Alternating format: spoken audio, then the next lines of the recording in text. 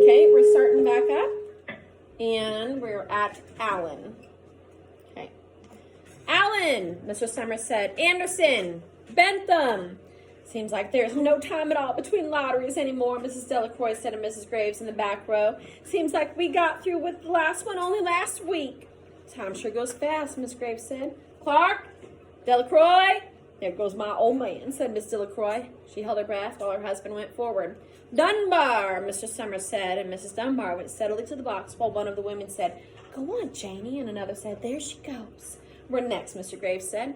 She watched while Mr. Graves came around from the side of the box, greeted Mr. Summers gravely, selected a slip of paper from the box.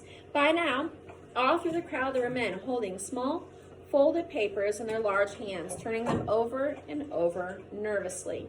Mrs. Dunbar and her two sons stood together, Mrs. Dunbar holding the slip of paper. Harbert, Hutchinson. Get up there, Bill, Mrs. Hutchinson said, and the people near her laughed. Jones, they do say, Mr. Adams said to old man Warner, who stood next to him, that over in the North Village, they're talking of giving up the lottery. Old man Warner snorted. Pack of crazy fools, he said. Listening to the young folk, nothing good enough for them. Next thing you know, they'll be wanting to go back to living in caves. Nobody work anymore, live that way for a while. Used to be a saying about lottery in June, corn be heavy soon. First thing you know, we all be eating stewed chickweed and acorns. There's always been a lottery, he added petulantly. Bad enough to see young Joe Summers up there joking with everybody. Some places have already quit the lotteries, Mrs. Adams said. None but trouble in that, he said stoutly. Pack of young fools.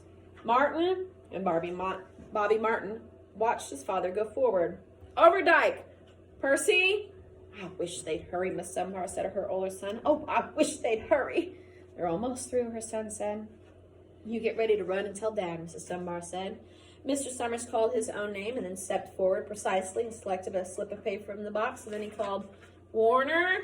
77th year I've been in this lottery, old man Warner said as he went through the crowd. 77th time. Watson, the tall boy came awkwardly through the crowd, and someone said, Don't be nervous, Jack, and take your time, son. Zanini. After that, there was a long pause, a breathless pause, until Mr. Summers, holding his slip of paper in the air, said, All right, fellows. And for a minute, no one moved. And then all the slips of paper were open. And suddenly all the women began to speak at once. Who is it? Who's got it? Is it the Dunbars? Is it the Watsons? And then the voices began to say, It's Hutchinson. It's Bill. Bill Hutchinson's got it. Go tell your father, Mrs. Dunbar told her elder son. People began to look around to see the Hutchinsons. Bill Hutchinson was standing quiet, staring down at the paper in his hand. Suddenly, Tessie Hutchinson shouted to Mr. Summers, You didn't give him enough time to take the paper he wanted. I saw you. It wasn't fair. Now remember, she's the one that showed up late, right? Okay, she was joking as she was going through the crowd. Everybody's sitting back. All right, Tessie, get up there to the front. Get up there with your husband, okay? Be a good sport, Tessie, Mrs. Delacroix called, and Mrs. Graves said, All of us took the same chance. Shut up, Tessie, Bill Hutchinson said.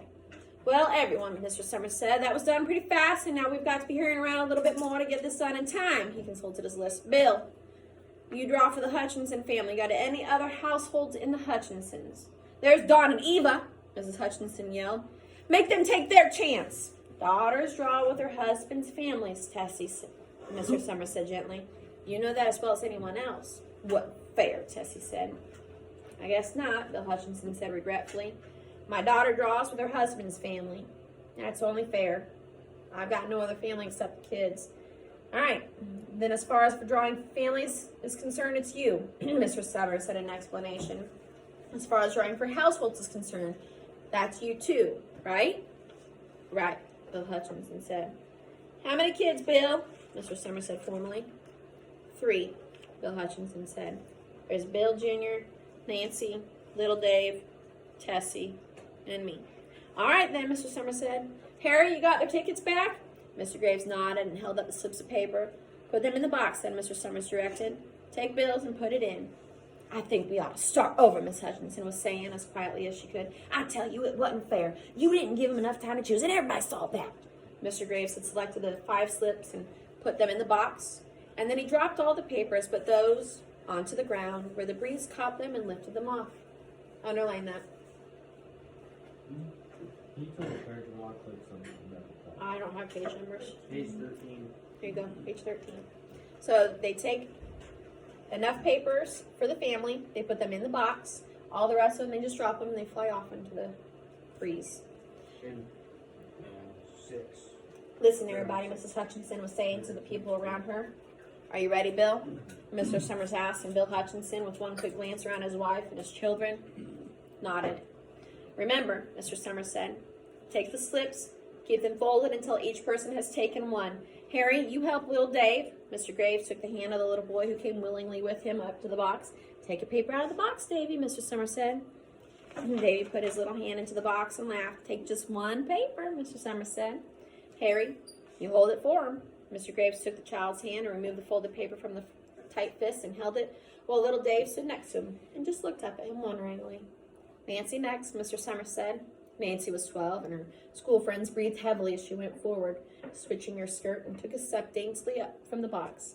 Bill Jr., Mr. Summers said, and Billy, his face red and his feet overly large, nearly knocked the box over as he got the paper out. Tessie, Mr. Summers said. She hesitated for a minute, looked around defiantly, and then set her lips and went up to the box. She snatched the paper out and held it behind her. Mr. Summers said, Bill, Mr. Summers said, and Bill Hutchinson reached into the box, felt around, bringing his hand out with the last slip of paper in it. The crowd was quiet. The girl whispered, I hope it's not Nancy, and the sound of the whisper reached the edges of the crowd. Not the way it used to be, old man Warner said clearly. People ain't the way they used to be. Okay, so a little girl says, I hope it's not my friend, and this old man gets angry. Not the way it used to be, okay? So does that tell you that this ritual has changed in how people view it? Immensely. Do you know someone like old man Warner? Someone who doesn't like change. Change is bad. Everybody knows someone like that. All right, Mr. Summers said, open the papers, Harry. You open up little Dave's. Mr. Graves opened the slip of paper, and there was a general sigh through the crowd as he held it up, and everyone could see that it was blank. Nancy and Bill Jr. opened theirs at the same time and both beamed and laughed, turning their head around the crowd, holding the slips of paper above their heads. Tessie, Mr. Summers said. There was a pause, and then Mr. Summers looked at Bill Hutchinson, and Bill unfolded his paper and showed it. It was blank. It's Tessie, Mr. Summers said, and his voice was hushed. Show us her paper, Bill. Bill Hutchinson went over to his wife and forced the slip of paper out of her hand.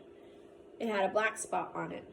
The black spot Mr. Summers had made the night before with a heavy pencil in the coal company office. Bill Hutchinson held it up, and there was a stir in the crowd. All right, folks, Mr. Summers said, let's finish quickly. Although the villagers had forgotten the ritual and lost the original black box, they still remembered to use stones. The pile of stones the boys had made earlier was ready. There were stones in the ground with the glowing scraps of paper that had come out of the box, and Mrs. Delacroix selected a stone so large that she had to pick it up with both hands and turn to Mrs. Dunbar. Come on, hurry up, she said. Mrs. Dunbar had small stones in both hands, and she said, gasping for breath, I can't run at all. You'll have to go ahead, and I'll just catch up with you. The children had stones already, and someone gave little Davy Hutchinson a few pebbles. Tessie Hutchinson was in the center of a cleared space by now, and she held her hands out desperately as the villagers moved in on her. It isn't fair, she said, and a stone hit her on the side of the head. Old man Warner was saying, come on, everyone. Steve Adams was in the front of the crowd of villagers, with Mrs. Graves beside him. It isn't fair! It isn't right! Mrs. Hutchinson screamed. And then they were upon her. They stoned him to death? They murdered her.